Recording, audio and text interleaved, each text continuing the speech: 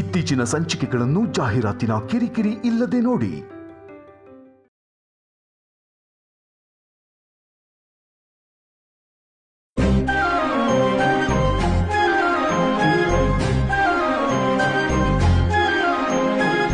ಏನ್ರಿ ಹೇಳವನಿ. ನಾವು ಬರ್ಬೇಕಾದ್ರೆ ಎಲ್ರೂ ಅನುಮಾನದಿಂದಾನೇ ನೋಡಿದ್ರು. ಮನೆಗೆ ಹೋಗಿದ ತಕ್ಷಣ ಎಲ್ಲಿ ಹೋಗಿದ್ರಿ ಅಂತಾರೆ. ಏನ್ ಹೇಳೋದು?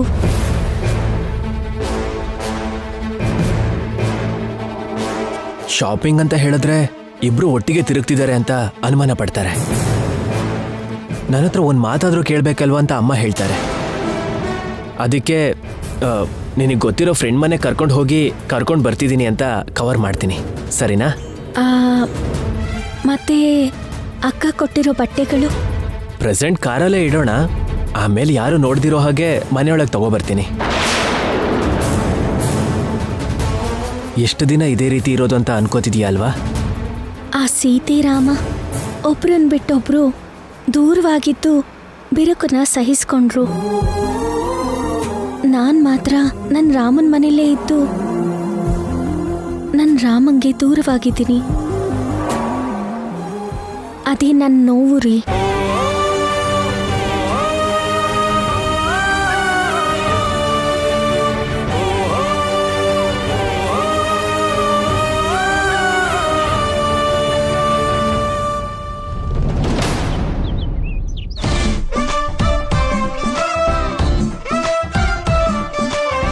ಓಡಾಡಿ ಸಾಕು, ಬಂದು ಕುತ್ಕೊಳ್ಳಿ.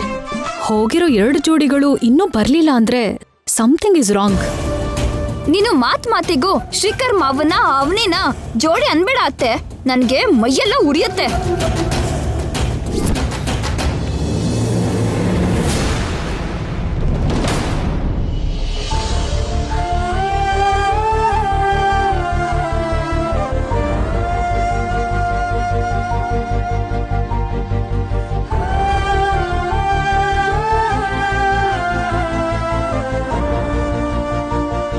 ಒಂದ್ ನಿಮಿಷ ಅತ್ತೆ.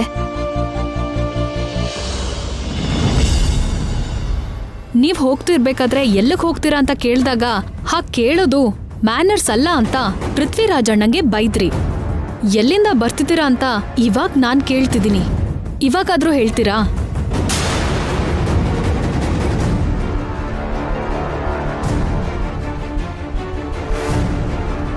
ಕೇಳ್ತಿದ್ರು ಹಾಗೆ ಹೋಗ್ತಿದ್ದೀರಲ್ಲ ಅತ್ತೆ. ಅಲ್ಲ ರೀ, ಮಾರ್ನಿಂಗ್ ಹತ್ತಿರೋ ಪ್ಲೇಸಲ್ಲೇ ಇಳಿಸಿದ್ರೆ ಬರ್ತಿದ್ದೆ ಅಲ್ವಾ? ಯು ಡೋಂಟ್ ವರಿ, ಮನೇಲೆಲ್ಲ ನಾನು ಮ್ಯಾನೇಜ್ ಮಾಡ್ತೀನಿ, ಬಾ. ಹೇಳಮ್ಮ.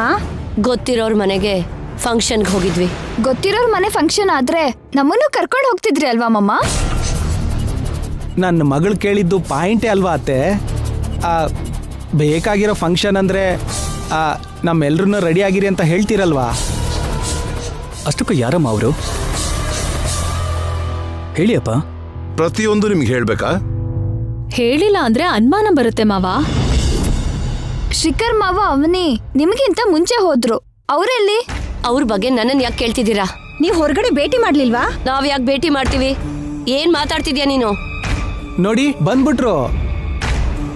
ಬಾಮೈದ ನಿಂತ್ಕೋ. ಏನೋ ನಡ್ತಿದೆ ರೀ. ನೀನೇನು ಟೆನ್ಷನ್ ಮಾಡ್ಕೋಬೇಡ, ಧೈರ್ಯವಾಗಿರೋ. ಎಲ್ಲಿಗೆ ಹೋಗ್ತಿದ್ದೀರಾ? ಬನ್ನಿ.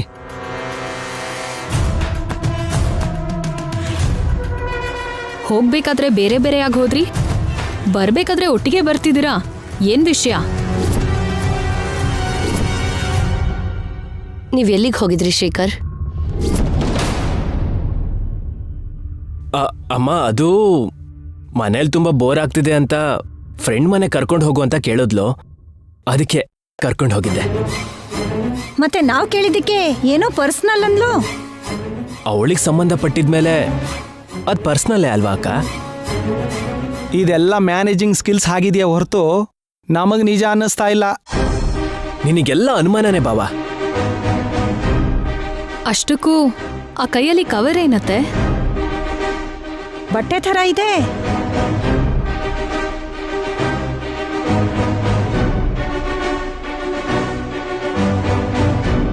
ಫಂಕ್ಷನ್ ಅಲ್ಲಿ ಅವ್ರಿಗೆ ಕೊಡ್ಬೇಕು ಅಂತ ಅನ್ಕೊಂಡೆ. ಮತ್ತೆ ಕೊಡದೆ ವಾಪಸ್ ಬಂದ್ಬಿಟ್ಟಿದ್ದೀರಾ? ಒಂದ್ ಸಣ್ಣ ಡಿಸ್ಟರ್ಬೆನ್ಸ್ ಆಗಿ ಕೊಡೋಕಾಗ್ಲಿಲ್ಲಮ್ಮ. ಡಿಸ್ಟರ್ಬೆನ್ಸಾ? ಏನ್ ನಡೀತಪ್ಪ? ಏನೋ ಕೇಳ್ತಿರೋ ಪ್ರಶ್ನೆಗೆಲ್ಲ ಉತ್ತರ ಕೊಡ್ತಿದೀವಿ ಅಂತ ಹಾಲಲ್ಲೇ ನಿಲ್ಸಿದಿರಲ್ಲ. ಕೇಳ್ಬಾರದೇನು ಕೇಳಿಲ್ವಲ್ಲಪ್ಪ? ನೋಡೋದಕ್ಕೆ ಕಾಸ್ಟ್ಲಿ ಆಗಿರೋ ತರ ಕಾಣಿಸ್ತಿದೆ. ತುಂಬಾ ಬೇಕಾಗಿರೋರೆ ಅನ್ಸುತ್ತೆ. ಸೋದರ ಸೊಸೆ ಕೊಡೋಣ ಅಂತ ತಗೊಂಡ್ ಹೋದ್ವಿ. ದೊಡ್ಡ ಸೊಸೆ ಕೊಟ್ರೆ ತಪ್ಪೇನಿದೆ? ಈ ಸೀರೆ ನಿನಗೆ ಚೆನ್ನಾಗಿರುತ್ತೆ. ನಿನಗೆ ಅಭ್ಯಂತರ ಇಲ್ಲ ಅಂದ್ರೆ ತಗೊಳಮ್ಮ.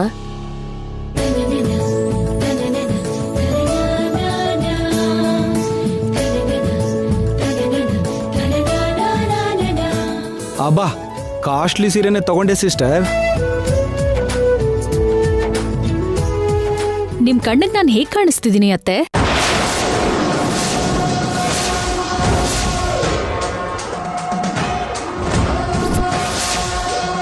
ಗತಿ ಇಲ್ದಿರೋರ್ ಹಾಗೆ ಕಾಣಿಸ್ತಿದ್ದೀನಾ?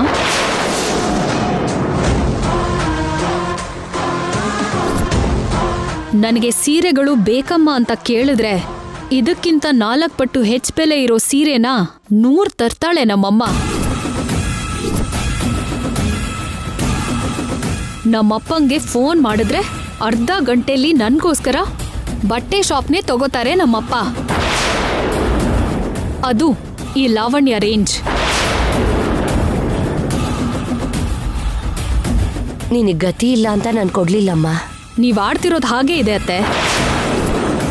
ಎಲ್ಲಿಗೋ ಹೋದ್ರಂತೆ, ಅವ್ರ ಜೊತೆ ಜಗಳ ಆಯ್ತಂತೆ, ಅವ್ರು ಬೇಡ ಅಂದ್ರಂತೆ, ಅದನ್ ತಗೊಂಡು ನನಗ್ ಕೊಡ್ತಿದಾರಂತೆ. ಛೀ, ಯಾರಿಗ್ ಬೇಕು ಈ ಸೀರೆ?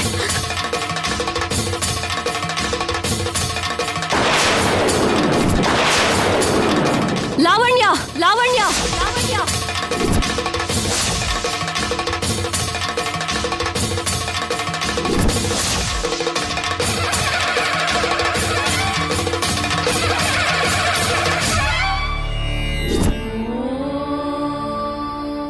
ನಿನ್ನ ವರ್ತನೆ ಯಾಕೋ ಸರಿ ಇಲ್ಲಮ್ಮ. ಬೇಡ ಅಂದ್ರೆ ಕೈ ಕೊಡ್ಬೇಕು, ಹಾಗೆ ಬಿಸಾಕೋದು ಯಾಕೆ? ಲಾವಣ್ಯ, ನೀನ್ ಮಾಡಿದ್ದು ಕರೆಕ್ಟ್ ಅಲ್ಲ. ಅಮ್ಮನ್ಗೆ ಸಾರಿ ಹೇಳು. ಸಾರಿ ಹೇಳು ಅಂತಿದ್ದೀನಿ ಅಲ್ವಾ? ನಾನ್ ಮಾಡಿದ್ದು ತಪ್ಪಲ್ಲ ಸಾರಿ ಹೇಳೋದಕ್ಕೆ.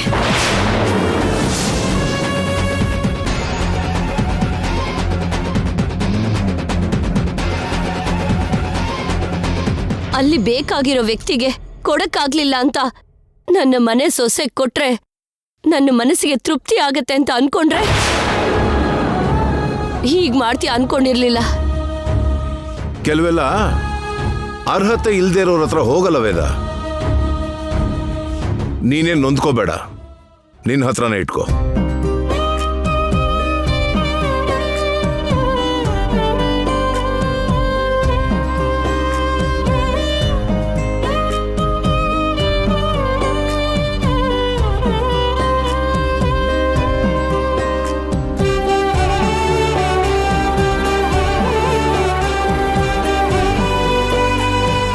ಗೊತ್ತಿರೋರು ಪೂಜೆ ಮಾಡ್ಬೇಕಾದ್ರೆ ಕೊಡೋಣ ಅಂತ ಹೋದ್ವಿ.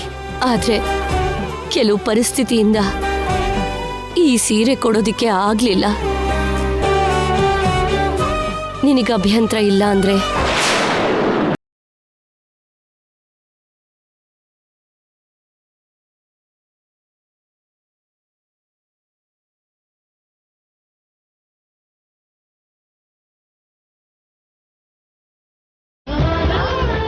ನನ್ನ ಸೊಸೆ ಹಾಗೆ ನಿನಗೂ ಕೂಡ ಕಷ್ಟ ಅನ್ಸಿದ್ರೆ ಬೇಡ ಬಿಡಮ್ಮ. ಇವತ್ತು ಈ ಸೀರೆ ನಮ್ಮವ್ರು ಯಾರೋ ಒಬ್ರಿಗೆ ಸಿಗ್ಬೇಕು ಅನ್ನೋದೇ ನನ್ನ ಆಸೆ. ನಿಮ್ ಕೈಯಿಂದ ಕೊಟ್ರೆ ಮಹಾಪ್ರಸಾದವಾಗಿ ತಗೊಂತೀನಿ.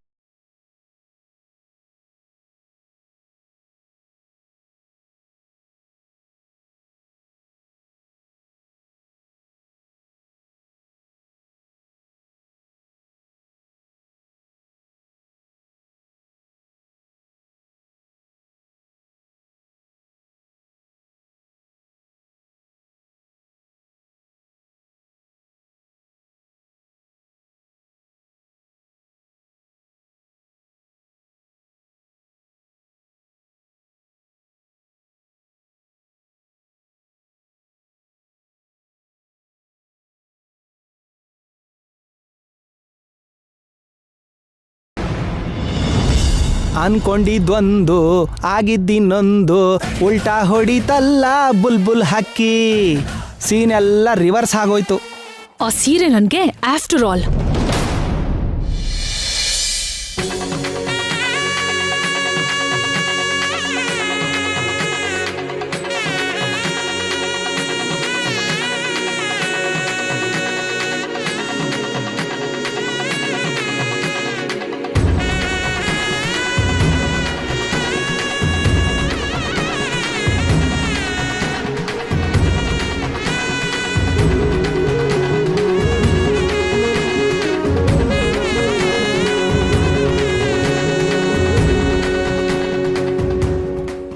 ತುಂಬಾ ಸಂತೋಷವಾಗಿರೋ ಹಾಗಿದೆ. ತುಂಬಾ ಅಲ್ಲ ರೀ, ತುಂಬಾ ತುಂಬಾ. ಇನ್ನೂ ಹೇಳ್ಬೇಕು ಅಂದ್ರೆ ಆಕಾಶದಷ್ಟು, ಮಾತಲ್ಲಿ ಹೇಳೋಕಾಗ್ದಿರೋ ಅಷ್ಟು. ನಮ್ಮನೇಲಿ ಸತ್ಯನಾರಾಯಣ ವ್ರತ ನಡೆದಿದ್ರೆ ಅತ್ತೆಯವ್ರ ಕೈಯಿಂದಲೇ ಈ ಸೀರೆನ ತಗೋತಿದ್ದೆ. ನಮ್ ವಿಷಯ ಗೊತ್ತಿಲ್ಲದೆ ಇರೋದ್ರಿಂದ ಅಕ್ಕನ ಮನೇಲಿ ಮಾಡ್ಕೊಂಡ್ವಿ. ಆದ್ರೂ ಸರಿ, ಆ ದೇವರ ದಯೆಯಿಂದ ಅತ್ತೆಯವ್ರ ಕೈಯಿಂದ ಈ ಸೀರೆನ ತಗೊಂಡೆ. ಎಷ್ಟು ವಿಚಿತ್ರ ಅಲ್ವಾ ರೀ? ಹೀಗಾಗತ್ತೆ ಅಂತ ನಿಜವಾಗ್ಲೂ ಅನ್ಕೊಂಡಿರ್ಲಿಲ್ಲ.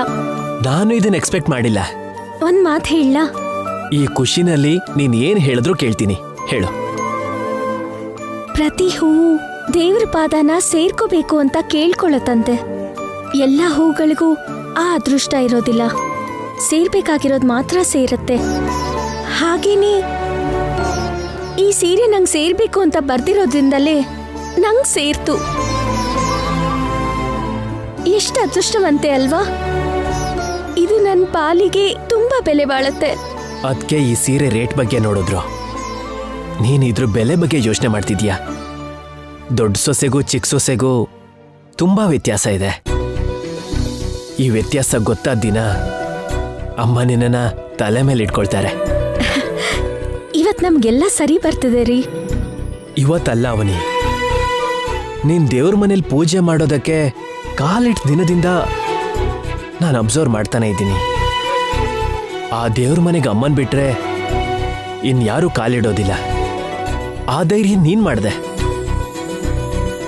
ಅವತ್ತು ದೊಡ್ಡ ಜಗಳ ಆಗಿರ್ಬೋದು, ಆದ್ರೆ ಆ ರೂಮ್ ಒಳಗೆ ಅಮ್ಮನವರೇ ನಿನ್ನನ್ನು ಕರ್ಸ್ಕೊಂಡಿದ್ದಾರೆ. ಅಂದ್ರೆ ಆ ಕ್ಷಣದಿಂದಾನೇ ನಮಗೆಲ್ಲ ಸರಿ ಬರ್ತಿದೆ ಅಂತ ಅರ್ಥ. ನಮಗೆ ಒಳ್ಳೆ ದಿನಗಳು ಮುಂದಿದೆ ಅನ್ನೋದಕ್ಕೆ ಈ ಸೀರೆನೇ ಒಂದು ಸಂಕೇತ.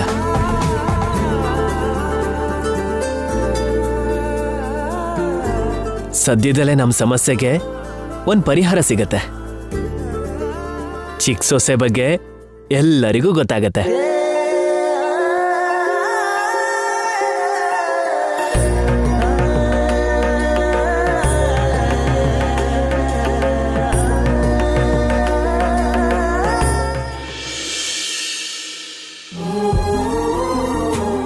ಸೌಮ್ಯ, ಬೇಗ ಯೂನಿಫಾರ್ಮ್ ಹಾಕೊಂಡ್ ಬಾ, ಟೈಮ್ ಆಗ್ತಿದೆ.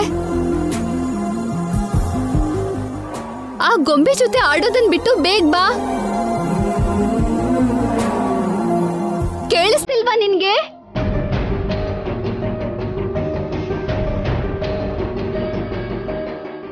ಯಾಕೆ ಇವಳೇನು ಹೇಳ್ತಾನೆ ಇಲ್ವಲ್ಲ?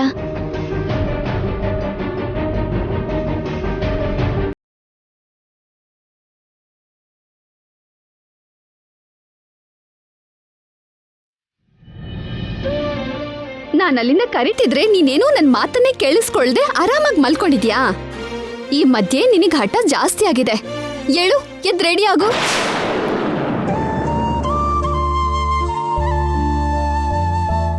ಮೈ ಎಲ್ಲ ಬಿಸಿ ಇದೆಯಲ್ಲ, ಜ್ವರ ಬಂದಿದ್ಯಾ? ತುಂಬಾ ಸುಸ್ತಾಗ್ತಾ ಇದೆ ಅಮ್ಮ. ಇವತ್ತು ಸ್ಕೂಲಿಗೆ ಹೋಗಲ್ಲ ಪ್ಲೀಸ್. ಸ್ಕೂಲ್ಗೇನು ಬೇಡ ಬಿಡು, ಮೊದಲು ಹಾಸ್ಪಿಟಲ್ಗೆ ಹೋಗೋಣ. ಒಂದ್ ನಿಮಿಷ ಇರು.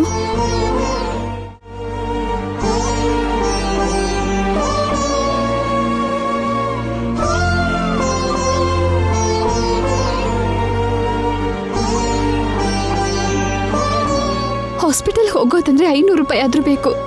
ಈಗೇನ್ ಮಾಡೋದು? ವಸಂತಿನ್ ಕೇಳ್ತೀನಿ.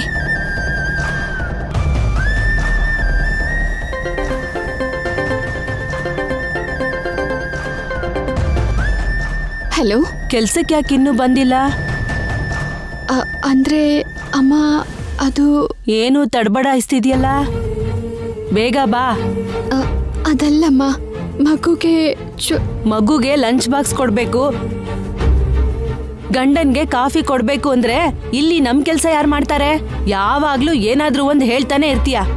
ಅದಲ್ಲಮ್ಮ, ಒಂದ್ಸರಿ ನನ್ ಮಾತ್ ಕೇಳಿ. ನಾನ್ ಏನು ಕೇಳೋದಿಲ್ಲ. ಇವತ್ತು ನಮ್ ಮನೆಗೆ ಗೆಸ್ಟ್ ಬರ್ತಿದ್ದಾರೆ, ನೀನ್ ಬೇಗ ಬಾ.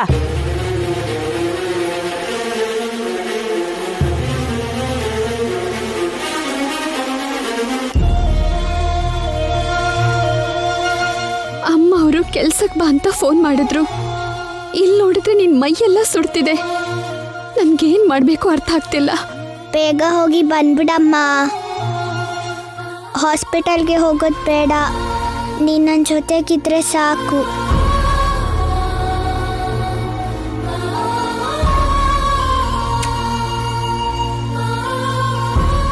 ನೀನೇನಾದ್ರೂ ತಿಂತೀಯಾ? ಏನು ಬೇಡ ಅಮ್ಮ. ನಿಮ್ಮಪ್ಪಂಗೆ ಫೋನ್ ಮಾಡಿದ್ರು ಅರ್ಜೆಂಟ್ ಆಗಿ ಬರೋ ಅಂತವ್ರಲ್ಲ. ನಾನು ಬೇಗ ಬಂದು ಹಾಸ್ಪಿಟಲ್ ಕರ್ಕೊಂಡು ಹೋಗ್ತೀನಿ. ಮಲ್ಕೊಂಡೇ ಇರಮ್ಮ, ಹುಷಾರು.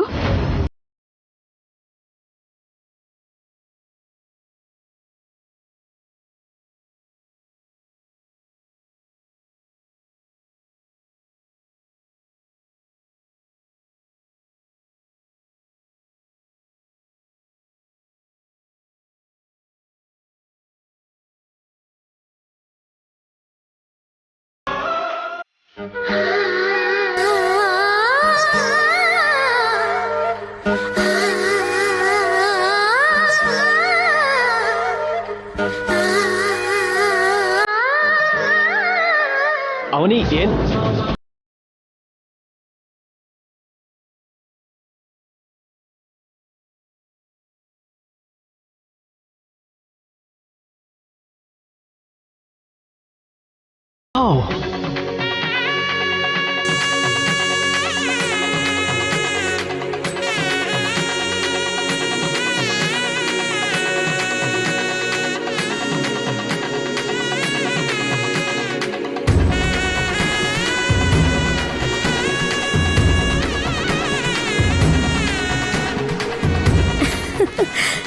ನಿಮ್ಮಮ್ಮ ಕೊಟ್ಟಿರೋ ಸೀರೆ. ನಿಮ್ಮ ಅತ್ತೆ ಕೊಟ್ಟಿರೋ ಸೀರೆ ಅಲ್ವಾ? ಅದೇ, ನಮ್ಮ ಅತ್ತೆಯವ್ರು ಕೊಟ್ಟಿರೋ ಸೀರೆ. ಹೇಗಿದೆ? ನೀನಾ ಸೀರೆನಾ? ಸೀರೆಲಿ ನಾನು.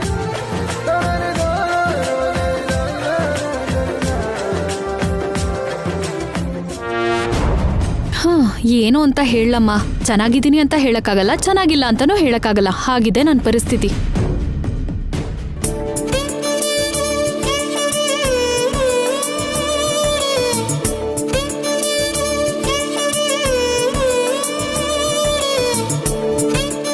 ಸೀರೆಯಲ್ಲಿ ಹೇಗಿದ್ದೀನಿ ಅಂತ ಹೇಳಿ ಅಂದ್ರೆ ಕಣ್ಣಲ್ಲಿ ಕಣ್ಣಿಟ್ಟು ನೋಡ್ತಾ ಹಾಗೆ ನಿಂತ್ಕೊಂಡ್ಬಿಟ್ರಲ್ಲ.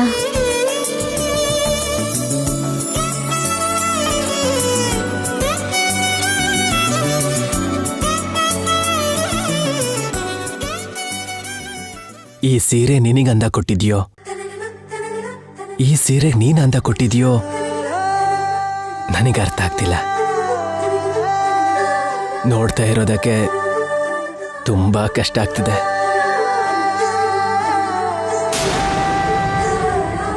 ಪ್ರಪಂಚದಲ್ಲಿ ದಿ ಬೆಸ್ಟ್ ಕಾಸ್ಟ್ಯೂಮ್ ಅಂತ ಸೀರೆ ಬಗ್ಗೆ ಹೇಳ್ತಾರೆ.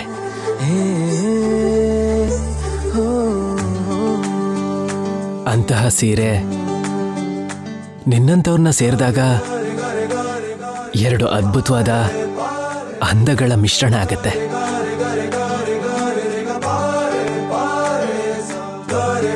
ಅಂತಹ ಅಪರೂಪನ ವರ್ಣಿಸೋದು ಕವಿಗಳಿಗೆ ಮಾತ್ರನೇ ಸಾಧ್ಯ.